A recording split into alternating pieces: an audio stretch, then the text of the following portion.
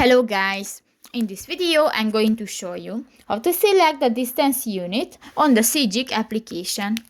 But first of all, I just want to mention, please don't forget to subscribe to our channel, because at 100,000 subscribers we are going to show you our YouTube revenue statistics and growth strategy, how to make money online. So let's jump into it.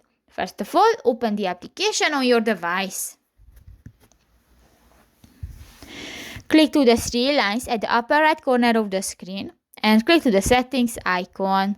In the general section, click to the view and units button, and here click to the distance units under the map font size, and you can select the kilometer, the yards or the feet, and just select one and click that and done. So that's pretty much it for this video guys. See you in the next one. Bye bye.